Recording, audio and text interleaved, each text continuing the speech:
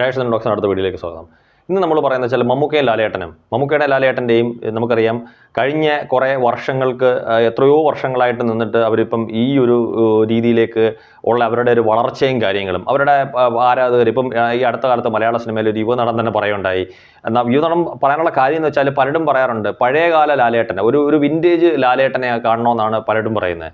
നേരെ മറിച്ച് മമ്മൂക്ക ഇന്നിപ്പോൾ എന്താണോ അതാണ് മമ്മൂക്കയുടെ ഏറ്റവും ബെസ്റ്റ് എന്ന് പറഞ്ഞിട്ട് ഒരു മലയാള സിനിമയിൽ ഒരു വളർന്നു വരുന്ന ഒരു യുവനടൻ പറയുകയുണ്ടായി.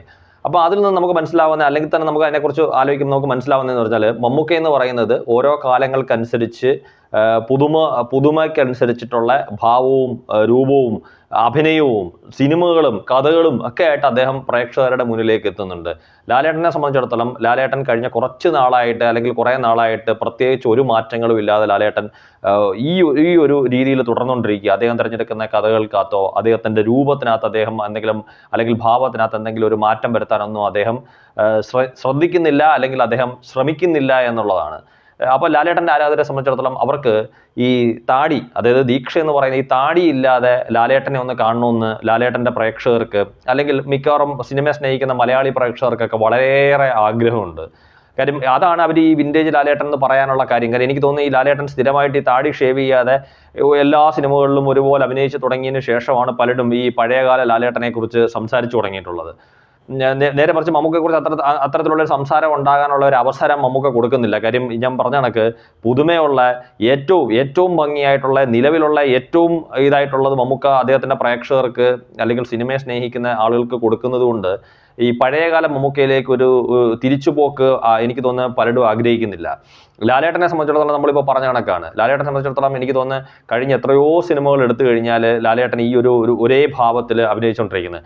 അപ്പം അദ്ദേഹത്തിൻ്റെ പ്രേക്ഷകരെ സംബന്ധിച്ചിടത്തോളം അദ്ദേഹത്തിൻ്റെ സിനിമകൾ കൂടെ പരാജയപ്പെടുന്ന സാഹചര്യത്തിൽ അവരുടെ ഒരുപാട് കാലത്തെ കാത്തിരിപ്പിന് ശേഷം ഒരു റിലീസ് ചെയ്ത സിനിമയായിരുന്നു സ്ഫടികം.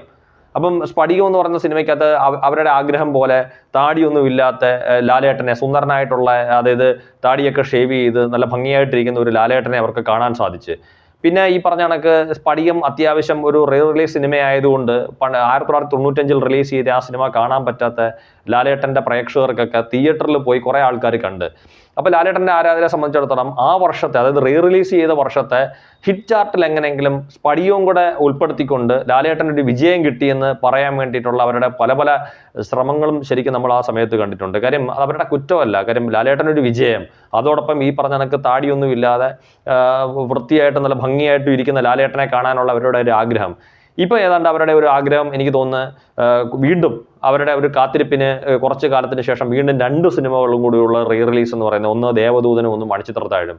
അപ്പോൾ ദേവദൂതനെ സംബന്ധിച്ചിടത്തോളം നമുക്കറിയാം, ദേവദൂതനകത്ത് താടി വെച്ചിട്ടും താടി ഇല്ലാതെ ലാലേട്ടൻ അഭിനയിക്കുന്നുണ്ട്. അപ്പോൾ എനിക്ക് തോന്നുന്നു ലാലേട്ടൻ്റെ പ്രേക്ഷകരെ സംബന്ധിച്ചിടത്തോളം ഈ പറയുന്ന കണക്ക് താടി ഉണ്ടെങ്കിൽ പോലും താടി ഇല്ലാത്ത രീതിയിലുള്ള ഒരു ലാലേട്ടനെ അതിനകത്ത് അവർക്കൊരു ഫ്ലാഷ് ബാക്ക് കാലഘട്ടത്തിൽ അവർക്ക് കാണാൻ സാധിക്കുന്നുണ്ട്. അത് അവരെ സംബന്ധിച്ചിടത്തോളം അവർക്ക് വളരെ ഒരു സന്തോഷം ഉണ്ടാക്കുന്ന കാര്യമാണ്. കാര്യം ഈ താടി ഇല്ലാതുള്ള ലാലേട്ടനെ ഒന്ന് കാണുക എന്ന് പറയുന്നത്.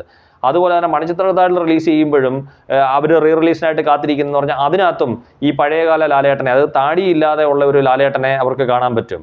അപ്പോൾ ഈ സിനിമകളൊക്കെ ഈ പറഞ്ഞ കണക്ക് മണിച്ചിത്രത്താഴും സ്ഫടികവും തിയേറ്ററിൽ നല്ല രീതിയിലുള്ള സാമ്പത്തിക വിജയം ഉണ്ടാക്കിയ സിനിമയാണെങ്കിലും ദേവദൂതൻ എന്ന് പറയുന്ന സിനിമ തിയേറ്ററിൽ പരാജയപ്പെട്ട സിനിമയാണ്. വലിയ രീതിയിലുള്ള ഒരു പരാജയമായിരുന്നു ആ സിനിമയ്ക്ക് സംഭവിച്ചത്. അപ്പം എനിക്ക് തോന്നുന്നു വീണ്ടും ഇപ്പോൾ ഈ ദേവദൂതനൊരു വലിയ വിജയമാവുകയാണെങ്കിൽ ഇപ്പം സ്ഫടികം എങ്ങനെങ്കിലും ആ ഒരു വിജയ ചിത്രങ്ങളുടെ ലിസ്റ്റിൽ ഉൾപ്പെടുത്താൻ വേണ്ടിയിട്ട് ലാലേട്ടൻ ഫാൻസുകാർ ഒരുപാട് ശ്രമിച്ച കണക്ക് അല്ലെങ്കിൽ ആഗ്രഹിച്ച പോലെ ദേവദൂതനും മണിച്ചിത്രത്താഴും ഒന്നും കൂടെ തിയേറ്ററിൽ ഒരു വിജയം നേടുകയാണെങ്കിൽ ഒരു പഴയകാല ചിത്രങ്ങളാണെന്നും അല്ലെങ്കിൽ മുമ്പ് റിലീസ് ചെയ്ത് അതിൻ്റെ വിജയവും പരാജയവും ഒക്കെ തീരുമാനിച്ച സിനിമകളാണെന്ന് പോലും നോക്കാതെ അവർ വീണ്ടും ഈ പറഞ്ഞ കണക്ക് ലാലേട്ടനൊരു വിജയം കിട്ടി എന്നുള്ള രീതിയിൽ. അപ്പോൾ ലാലേട്ടനെ എനിക്ക് തോന്നുന്നു ലാലേട്ടൻ മനസ്സിലാക്കേണ്ടുന്ന ഒരു കാര്യം, ലാലേട്ടൻ്റെ ഫാൻസുകാർ ലാലേട്ടനിൽ നിന്നൊരു ശക്തമായിട്ടുള്ള ഒരു വിജയ ചിത്രം, അതായത് ഇപ്പം നമ്മൾ പറഞ്ഞ കണക്ക് ഇപ്പം കഴിഞ്ഞ കുറേ വർഷങ്ങൾ ഇങ്ങോട്ട് എടുത്തു കഴിഞ്ഞപ്പോൾ ലൂസിഫർ ആണെങ്കിലും അല്ലെങ്കിൽ എലോൺ ആണെങ്കിലും മോൺസ്റ്റർ ആണെങ്കിലും ബ്രോഡാഡി ആണെങ്കിലും 12th മാൻ ആണെങ്കിലും നേരാണെങ്കിലും മലൈക്കോട്ടെ വാലിബൻ ആണെങ്കിലും എല്ലാ സിനിമയ്ക്കകത്തും ലാലേട്ടൻ ഈ താടി വെച്ച് അഭിനയിച്ച് കണ്ട് അദ്ദേഹത്തിൻ്റെ പ്രേക്ഷകർക്ക് തന്നെ സത്യത്തിൽ എനിക്ക് തോന്നുന്നു ഈ മമ്മൂക്ക ലാലേട്ടൻ എന്നൊക്കെ പറയുന്ന കണക്ക് മമ്മൂക്ക ഫാൻസിൻ്റെ അടുത്ത് മറുപടി പറയാൻ പോലും പറ്റാത്ത രീതിയിൽ, അതൊന്നും ലാലേട്ടനെ ഒന്ന് ന്യായീകരിക്കാൻ പോലും പറ്റാത്ത രീതിയിലുള്ള വിഷമങ്ങളിലൂടെ കടന്നു പോയിക്കൊണ്ടിരിക്കുക ലാലേട്ടൻ്റെ ഫാൻസ് എന്ന് പറയുന്നത്. അപ്പോൾ അവരെ സംബന്ധിച്ചിടത്തോളം ഇപ്പോൾ താടിയില്ലാത്ത ഒരു ലാലേട്ടൻ്റെ ഒരു സിനിമ അവരേറെ ആഗ്രഹിക്കുന്നുള്ളതിൻ്റെ ഏറ്റവും വലിയ ഉദാഹരണമാണ് ഇത്തരത്തിലുള്ള ലാലേട്ടൻ്റെ പഴയകാല ചിത്രങ്ങൾ റിലീസ് ചെയ്യണമെന്ന് തന്നെ അവർ ആവശ്യപ്പെടുന്നത്.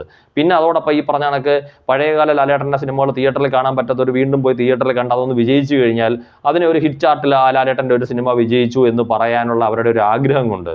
അപ്പോൾ ഈ രണ്ട് ആഗ്രഹങ്ങളും മനസ്സിലാക്കിയിട്ട് ലാലേട്ടൻ ഈ പറഞ്ഞ കണക്കിൽ അദ്ദേഹത്തിൻ്റെ രൂപത്തിനകത്ത് ഒരു പഴയകാല രീതിയിലേക്ക് കുറച്ച് മാറ്റങ്ങൾ വരുത്തുകയും നല്ല രീതിയിലുള്ള സിനിമകൾ അദ്ദേഹം തിരഞ്ഞെടുത്ത് അദ്ദേഹത്തിൻ്റെ ഫാൻസുകാർക്ക് തൃപ്തിപ്പെടുത്തുന്ന രീതിയിലുള്ള ഒരു വിജയം നേടിയെടുക്കത്തക്ക രീതിയിലുള്ള സിനിമകളുമായിട്ട് വന്നാൽ അത് അദ്ദേഹത്തിൻ്റെ ഫാൻസിനെ സംബന്ധിച്ചിടത്തോളം ഇതിൽ പരം ഒരു സന്തോഷമില്ല. അത്തരത്തിലുള്ള ചിത്രങ്ങൾ ഉണ്ടാകട്ടെ ലാലേട്ടൻ്റെ ഭാഗത്തു നിന്നും. Thank you.